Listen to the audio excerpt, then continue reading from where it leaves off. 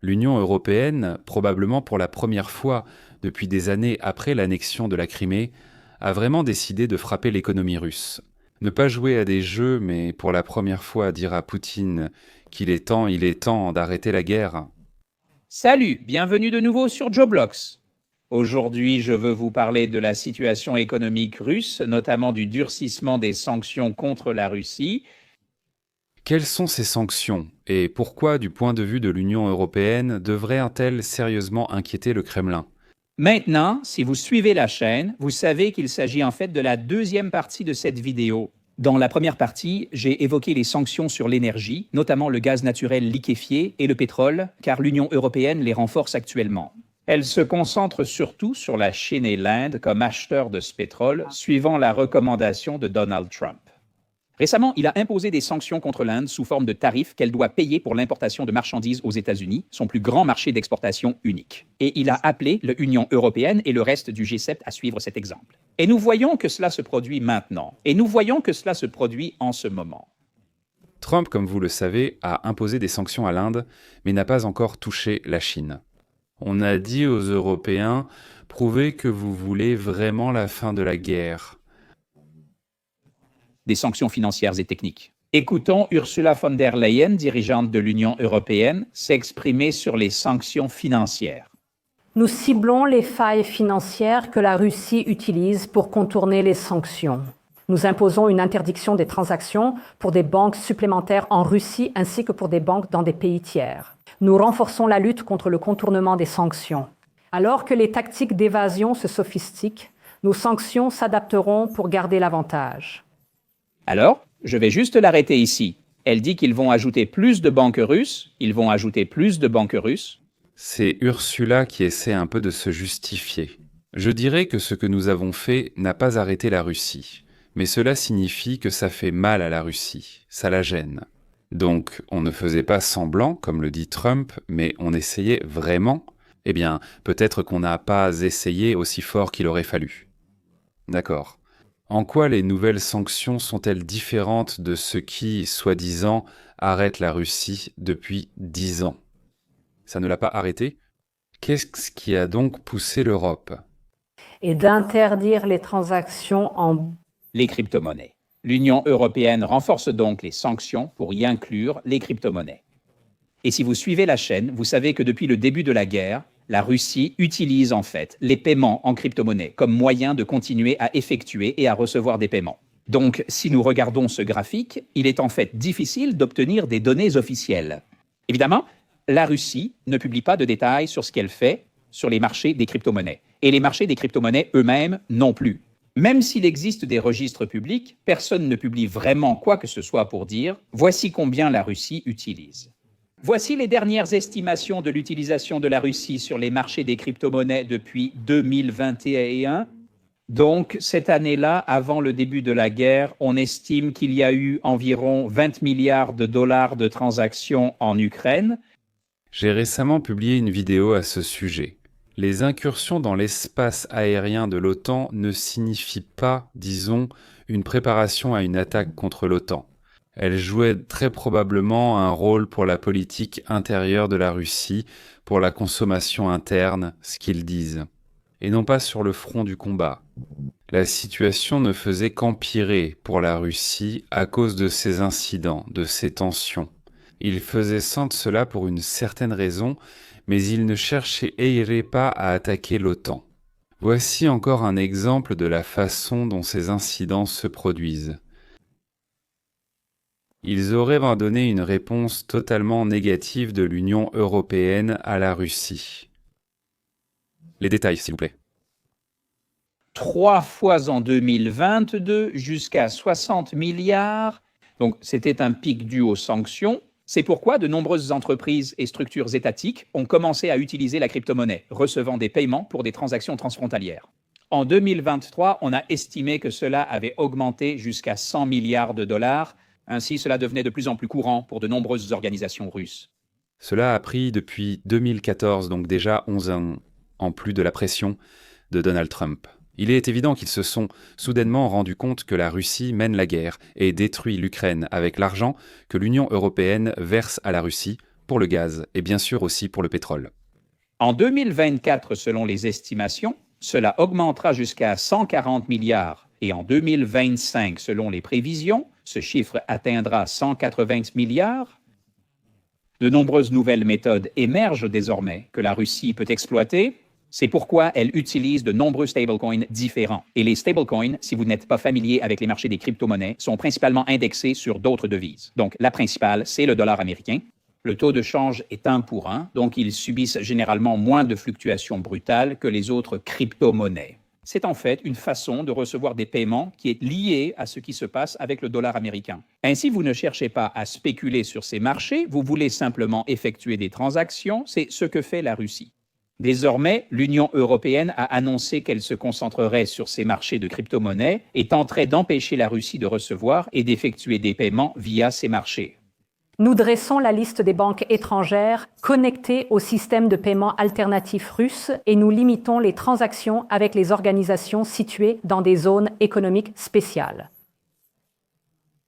Autrement dit, ils construisaient et convertissaient leurs centrales électriques au gaz à partir du charbon ou de toute autre source, sachant que le seul fournisseur de gaz bon marché était la Russie. C'est intéressant, n'est-ce pas? Oui, c'est intéressant. L'Union européenne augmente sa dépendance envers la Russie, tout en imposant des sanctions et en faisant semblant d'aider l'Ukraine. Dans ce contexte, la visite de Boris Johnson à Kiev avec l'exigence envers l'Union européenne et Biden de ne surtout pas arrêter la guerre et de ne pas signer de traité de paix avec la Russie. C'était en 2022, environ un mois après l'attaque. Tout cela ressemble à un monde à l'envers. N'arrêtez pas la guerre, s'il vous plaît. Nous allons vous aider à vous battre. Et en même temps, vous convertissez de plus en plus de centrales électriques, des centrales électriques au gaz russe. Pour que ce soit clair, avant la Crimée, l'Europe payait 380 $ pour 1000 mètres cubes de gaz. En 2022, après l'invasion de l'Ukraine, les prix ont immédiatement grimpé à 850 $ pour 1000 mètres cubes en Ukraine. L'Europe a continué à payer, bien sûr. C'est ce qu'ils payaient, donc les prix ont plus que doublé pour la même chose. Eh bien, la Russie avait besoin d'argent pour la guerre, pour les armes, pour les soldats, pour ceci, pour cela, pour les canons, pour les chars. Et plus le temps passait, plus l'Europe payait cher pour le gaz. Alors qu'en même temps, elle convertissait progressivement ses centrales électriques d'autres sources vers le gaz. Donc en conséquence, avec cet argent, il finançait la Russie pour tuer des millions, je dirais, d'Ukrainiens. Pendant la crise d'août, l'Europe a commencé à payer. Prêts à payer 2500 pour 1000 mètres cubes de gaz, soit 8 fois plus qu'en 2014 avant la Crimée. Et ce, uniquement après l'arrivée du gaz américain liquéfié sur le marché. Et le remplacement des livraisons russes. Eh bien, en partie par des alternatives. Le prix est descendu à 500-600 $ pour 1000 plus que d'avant la Crimée, mais ce n'est ni 800 ni 2500. Avant les événements de Crimée, la Russie recevait de l'Europe pour ses ressources énergétiques environ 180 milliards de $ par an. En 2022, à la suite des premières de sanctions, les revenus de la Russie ont terriblement chuté, atteignant seulement 160 milliards de $ par an. Ce n'est pas une très grande différence, n'est-ce pas? Mais maintenant, en 2025, il semble que la Russie ne gagnera que 15 milliards en Europe. Si l'Europe avait frappé tout de suite, alors la Russie se serait effondrée. Mais cela signifie que la réduction progressive des achats a conduit la Russie à trouver une alternative à l'Europe, l'Inde qui raffine le pétrole et le revend à cette même Europe. Donc la logique de toute cette histoire est la suivante. Les Européens n'achètent pas directement le pétrole aux Russes, mais achètent du pétrole raffiné, du pétrole russe raffiné par les Indiens. Voyons ce que l'Union européenne a encore inventé. Donc d'abord, l'Union européenne achète à l'Inde des produits issus du pétrole russe pour 20,1 milliards de dollars par an. La plupart de cet argent va à la Russie, bien que les Européens malins n'achètent apparemment pas directement à la Russie. Maintenant, ce sont tous les Européens. Il semble que ces sanctions No 19 devraient arrêter l'achat de tous les produits pétroliers russes, pour ainsi dire, et autres choses similaires, et trouver des fournisseurs alternatifs. Au cours des 4 dernières années, nous avons vu une forte croissance et cette année, les paiements pourraient atteindre 250 milliards de dollars. C'est pourquoi ce système sera ciblé par l'Union européenne. Jusqu'à présent, la Russie pouvait utiliser ce système sans aucun problème. Je précise, la Russie utilise des pétroliers fantômes, prétendument sans lien avec la Russie. Et plus de 550 de ces pétroliers sont désormais interdits. Autrement dit, il y en avait déjà 300 sous embargo, et maintenant ce sont encore ceux-ci qui s'ajoutent. Mais qu'est-ce qu'une interdiction ? Une interdiction signifie qu'ils ne peuvent pas traverser les eaux européennes, qu'on peut les arrêter, vérifier, interroger et déterminer leur assurance. C'est-à-dire un sérieux ralentissement, disons, du transport du pétrole russe vers l'Inde. Je ne sais pas pour les produits, disons, après le raffinage indien, mais au moins vers l'Inde, vers la Chine, ce sera plus difficile à transporter. Il pourrait y avoir quelque chose d'intéressant. Trump a dit à l'Union européenne « Je frapperai la Chine seulement si vous frappez les premiers ». Je ne crois pas à votre parole que vous allez soi-disant suivre. D'abord, vous agirez, et ensuite nous suivrons. La Russie, aucune décision de transfert de propriété de la Russie à un autre pays n'a été prise. En réalité, cela est probablement peu probable. Donc, nous entendons que l'Union européenne va émettre une obligation pour l'Ukraine, appelée obligation de réparation, et cet argent sera transféré à l'Ukraine. Et elle ne devra les rembourser qu'après que la Russie aura fourni l'argent pour payer tous les travaux de reconstruction après la guerre. Nous avons donc une situation où les avoirs russes gelés restent la propriété de la Russie, mais celle-ci ne peut pas y accéder. Ce capital sera ensuite transféré à l'Ukraine par tous les pays qui le détiennent. L'Ukraine pourra utiliser cet argent pour se défendre dans la guerre ou pour reconstruire son territoire, mais il est probablement plus probable qu'elle l'utilise pour acheter plus d'armes afin de se défendre. Si la guerre finit, la Russie devra légalement payer toutes les réparations. C'est presque une déclaration de guerre. Et cela concerne aussi bien l'Inde que la Chine. Si encore une fois, s'ils vont vraiment le faire et pas seulement en parler, et que les États-Unis se joignent à eux, alors le camp des fournisseurs, l'Inde, la Chine, la Russie, se heurtera de front au camp des consommateurs. Mais nous avons d'autres fournisseurs chez qui acheter, même sans eux. Ce sera un peu plus cher, un peu différent. Nous avons à qui acheter, mais eux, ils n'ont personne à qui vendre. Et c'est alors que le proverbe sur ce petit chien ou ce roquet qui aboie contre l'éléphant prendra tout son sens. Mais je ne compterai pas, à 100% sur l'Europe, oui.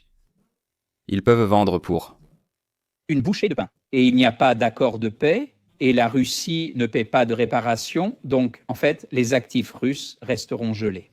Le crédit restera à l'Ukraine, qui dépensera cet argent, et la Russie ne récupérera rien tant que la guerre ne sera pas finie et les réparations payées. Ainsi, l'Union européenne a trouvé un moyen de donner plus d'argent à l'Ukraine, en justifiant cela par la rétention des actifs russes. Nous ajoutons de nouvelles restrictions directes à l'exportation, c'est-à-dire Pour la première fois, l'Ukraine a eu la chance non seulement de conserver ce qu'elle a réussi à garder, mais aussi d'avoir plus d'atouts que la Russie lors des négociations. Pétrole, gaz, pétrolier et finances. l'accès de la Russie aux finances et aux revenus diminue constamment et l'économie militaire surchauffée de la Russie approche de sa limite. Et ce qui est encore plus intéressant, c'est que lors de discussions directes avec des partenaires qui parlent avec les Russes, ils disent que l'une des premières demandes des Russes est la levée des sanctions.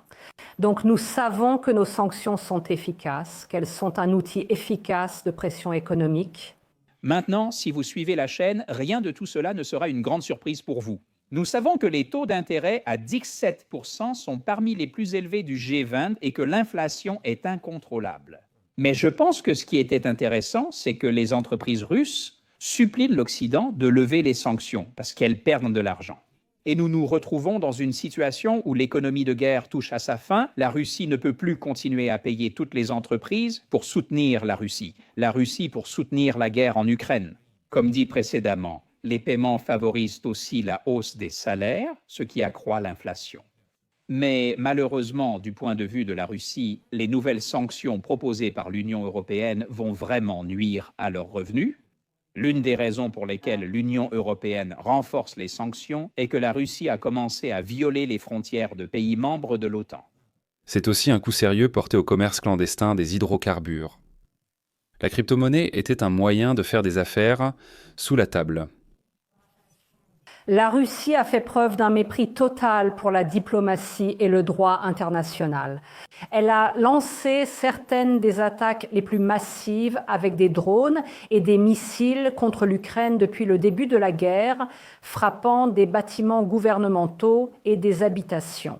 En frappant notre bureau de l'Union européenne à Kiev, la représentation de notre Union, les menaces envers notre Union augmentent également. Au cours des 2 dernières semaines, les drones Shahed russes ont violé l'espace aérien de notre Union, aussi bien en Pologne qu'en Roumanie.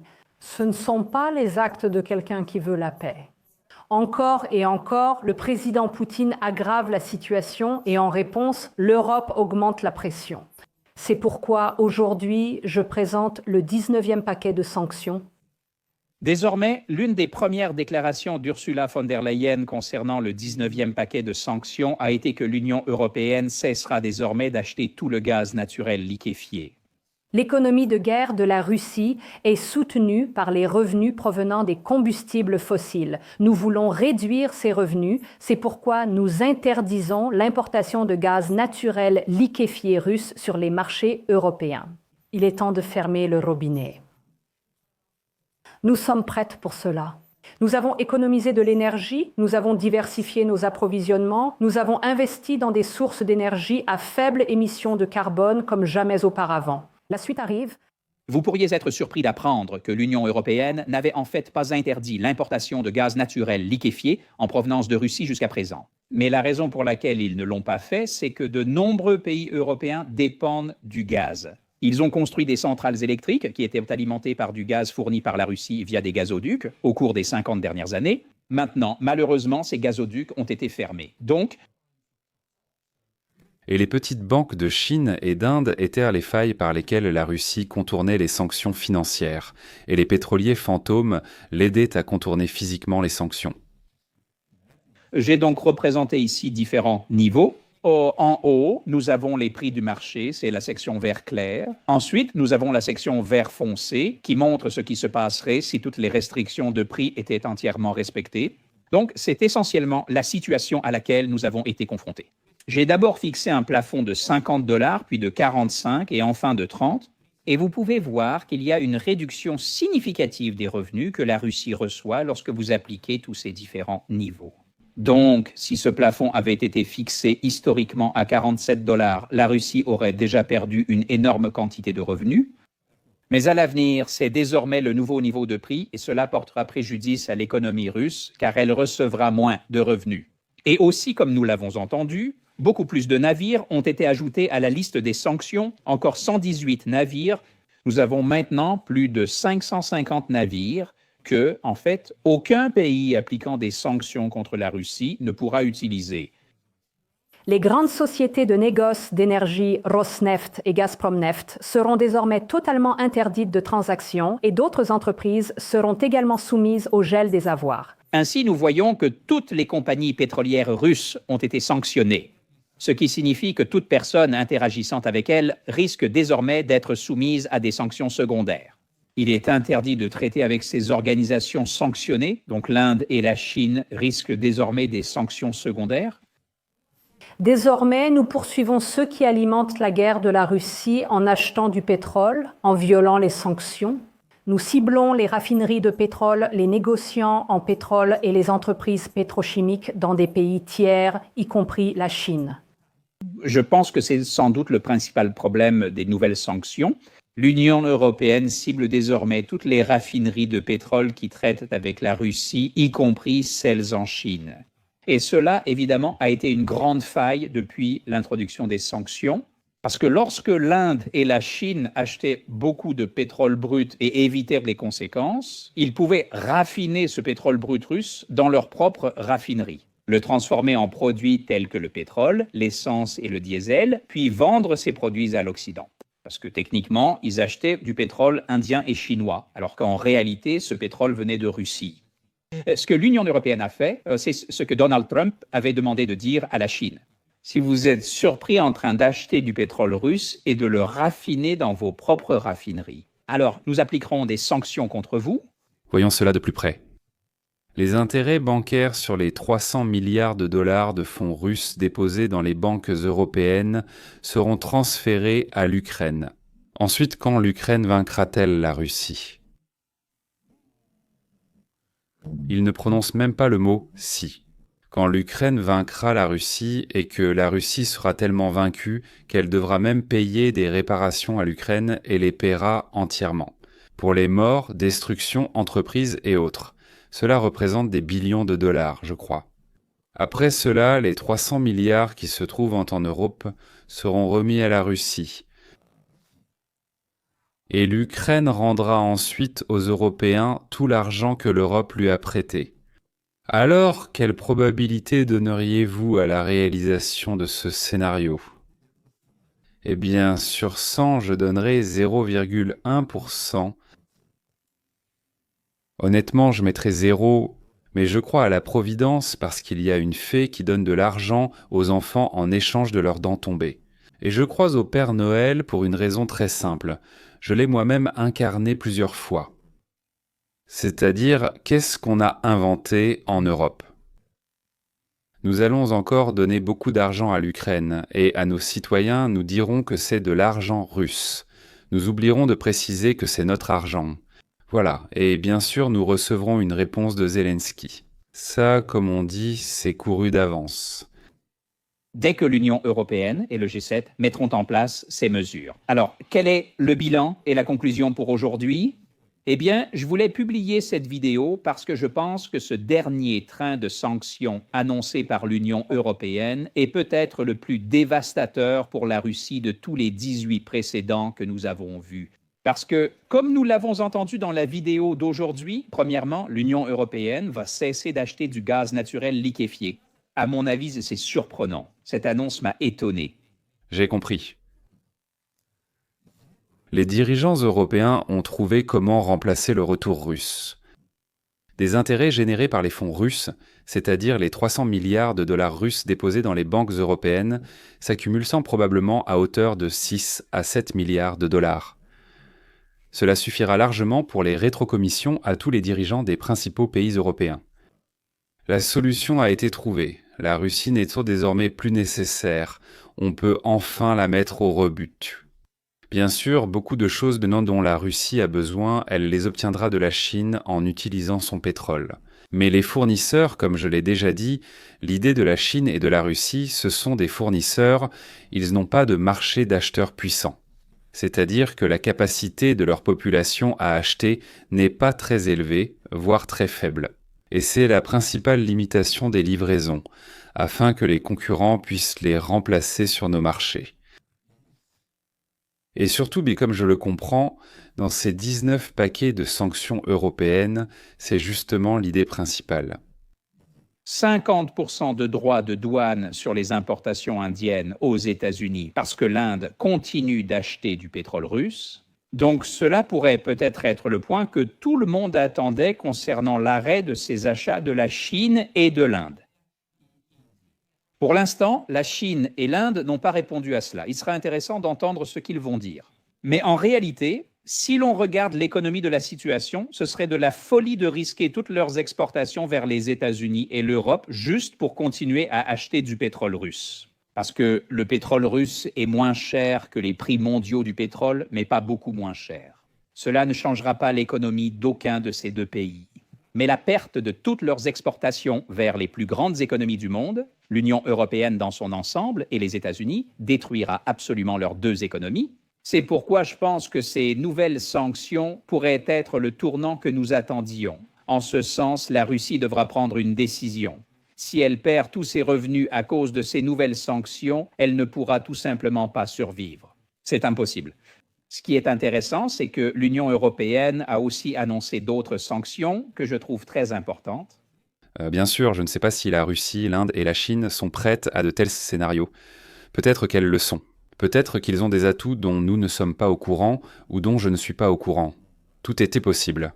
Mais ce qui est clair, c'est que les dirigeants du monde occidental ont suivi les traces de Donald Trump ou l'ont suivi en le mettant en avant comme un symbole. Je ne sais pas, dites-le comme vous voulez. L'Europe a enfin agi, ce qu'elle aurait dû faire il y a 1, 2 ou même 3 ans. Mais elle a commencé, et Dieu merci. Quant à Trump, eh bien, disons que cela viendra ensuite. Au moins, je veux dire que l'Ukraine a vu la lumière au bout du tunnel, mesdames et messieurs. L'Ukraine a vu la lumière au bout du tunnel. Mais je ne compterai pas entièrement sur les Européens. Comme l'a dit Trump, vous d'abord nous suivrons, parce que sinon ils auraient rien fait. C'est tout, au revoir.